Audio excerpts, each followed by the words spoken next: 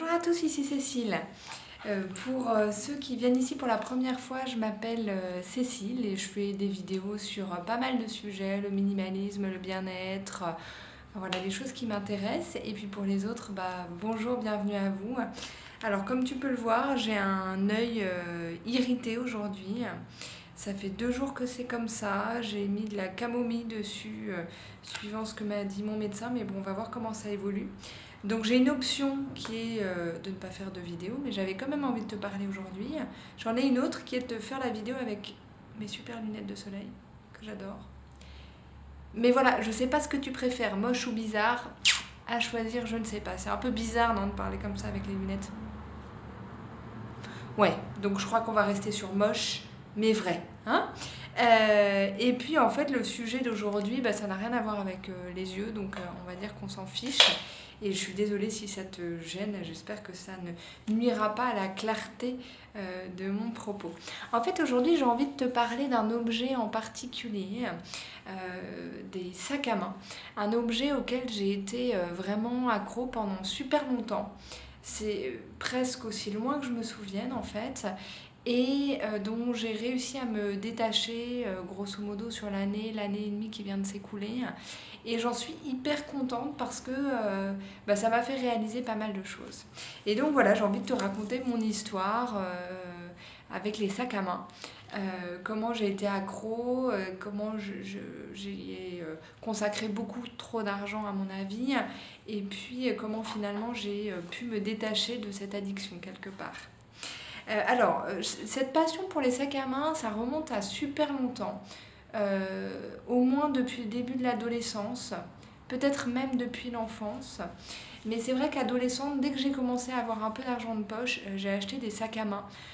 Tu vois, c'était des sacs pas chers que je trouvais chez H&M par exemple, mais j'adorais déjà les sacs. Et puis c'est vrai que quand je pouvais renouveler mon sac de cours, j'y mettais toujours énormément de soin et c'est vraiment un moment que j'attendais beaucoup. Donc j'ai eu comme ça voilà, plusieurs sacs à dos auxquels je tenais pas mal. J'ai même réussi à avoir un cabas pour le lycée, ça j'étais hyper contente. Et tous mes sacs donc en synthétique pas cher. Et puis quand j'ai eu à peu près 17 ans je crois, j'ai acheté mon premier sac en cuir. J'ai économisé pendant assez longtemps pour ça. Et je me souviens de cet achat, je l'avais vu, je l'aimais beaucoup et j'étais hyper contente.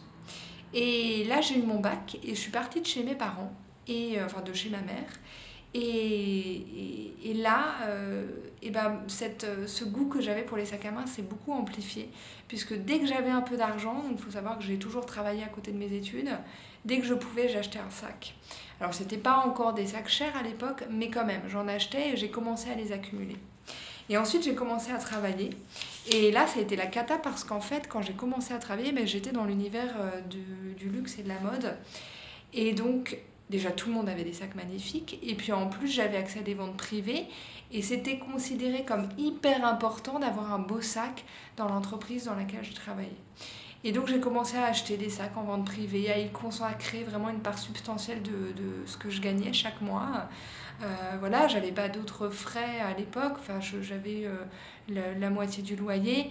Mais on n'avait pas d'enfants, on n'avait pas encore de chat. Donc, on avait peu de frais et donc une grosse part de mon argent partait dans les sacs à main. Et vraiment, j'en achetais beaucoup et même si c'était en vente privée, c'était des sacs assez chers. Et, et puis, je regarde mes petites notes. En fait, j'ai commencé à rentrer dans une espèce de cercle vicieux, à chercher le sac à main parfait, tu sais, le Graal du sac à main. Et chaque fois que j'en achetais un, je pensais et j'imaginais qu'il serait mieux que les précédents. Et en fait, c'était pas le cas. Enfin, le premier jour, oui, mais en fait, très vite, je découvrais un défaut et puis j'avais envie d'en acheter un autre. Et ce qui fait que la satisfaction de l'achat durait vraiment très peu de temps. Et vraiment, mais je passais du temps le soir, le week-end sur internet à comparer les sacs à main, à chercher le sac à main parfait. Enfin, c'était une vraie occupation pour moi, enfin un vrai hobby quelque part.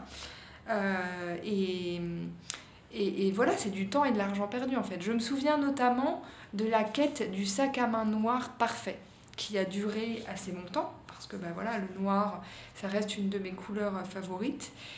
Et puis voilà, ça se marie avec tout théoriquement, donc je voulais un sac à main noir parfait. Et finalement, j'en ai acheté plein des sacs à main noirs et aucun n'était parfait. Et puis petit à petit, je me rendais compte que je me lassais très vite, mais pourtant, j'arrivais pas à arrêter ce cercle vicieux, cette démarche-là. Ce qui a été un peu un changement là-dedans, ça a été déjà de changer de milieu professionnel, enfin d'industrie, et de plus être exposée à autant de sacs à main, parce que là-dessus, je me rends compte de mon côté quand même influençable. Je pense que le fait d'avoir été entourée d'autant de beaux sacs à main oui, a un peu influencé mon comportement. Ensuite, c'était moins le cas. Et puis surtout, j'ai eu une manager, alors qui était adorable, mais qui avait une addiction très très prononcée pour les sacs à main, qui en achetait mais tout le temps, tout le temps, tout le temps, qui me les montrait, qui les comparait, qui en revendait derrière, mais quand même, ça tenait vraiment, enfin pour moi, de l'addiction. Et en fait, ça a eu un effet un peu épouvantail pour moi, parce que je me suis dit, est-ce que dans 10 ans, j'ai envie d'en être toujours là et de trouver ma satisfaction dans les sacs à main que j'achète, alors que finalement, ça ne me satisfait même pas? Non.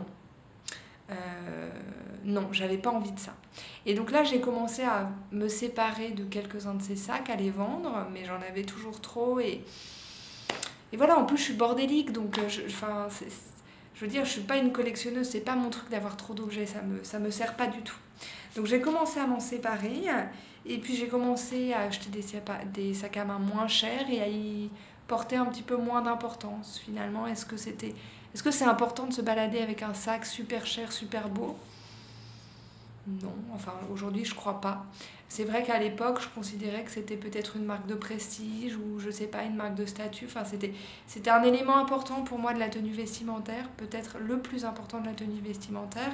Et puis même dans ma vie je considérais ça important, le fait d'avoir un beau sac à main. Je comprenais pas par exemple que ma mère n'ait pas de très beau sac à main.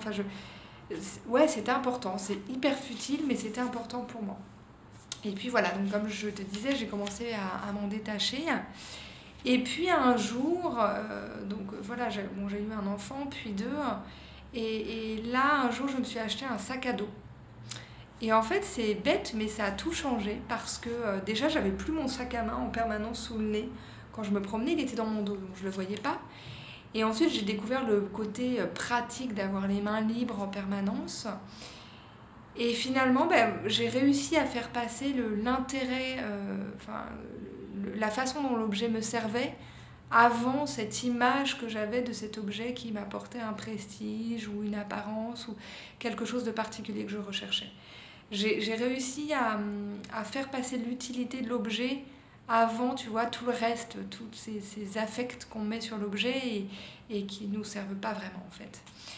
Et j'ai arrêté d'acheter des sacs à main. Et là, ça fait plus d'1 an donc que j'en ai pas acheté, que j'ai pas acheté de sac, ce qui est un record mais total pour moi. Et en fait, je me rends compte que j'ai plus envie. Enfin, oui, je vois des femmes avec des très beaux sacs tous les jours, mais je m'en fiche. Et moi, je suis très bien avec mon sac à dos hyper pratique. Et je suis très bien comme ça. Et je suis contente parce que vraiment, je suis sortie de 20 années quasiment d'addiction, si on peut dire, au sac à main. Et en fait, je suis surtout contente d'avoir réussi à enlever l'affect que j'avais pour un tel objet parce que cet affect n'avait pas lieu d'être. Et je me rends compte que pendant des années, l'acte d'achat et le fait de posséder un objet a été vraiment au centre de mon intérêt, enfin de ce que je croyais être mon intérêt et de ce que je croyais être important. Et je me rends compte que je me suis vraiment détachée de ça en fait et que j'ai plus besoin de ces objets pour être heureuse et que non seulement ils ne m'apportaient pas ce bonheur, et que je n'en ai jamais eu besoin, mais aujourd'hui je l'ai réalisé et voilà, je suis super contente avec mon sac à dos. Donc voilà, mon propos c'était juste de t'encourager à peut-être à te détacher un peu des objets dont tu sens qu'ils te pèsent ou plus qu'ils ne te servent ou bien qui te donnent une illusion de bonheur ou de satisfaction pour un court instant alors que ça n'est qu'une illusion et pas le vrai bonheur. Donc voilà, moi je Je suis contente d'avoir eu ce parcours et d'être arrivée là aujourd'hui. Je pourrais te prendre plein d'autres objets en exemple et j'en ai d'autres et peut-être que je ferai d'autres vidéos comme ça. N'hésite pas à partager avec moi tes histoires de voilà d'addiction à des objets, comment tu as fait pour t'en détacher, quel chemin tu as parcouru, est-ce que tu es content aujourd'hui, est-ce que tu en es fier? N'hésite pas à partager dans les commentaires. N'hésite pas à liker la vidéo si tu aimes ce genre de contenu, à t'abonner aussi si tu le souhaites.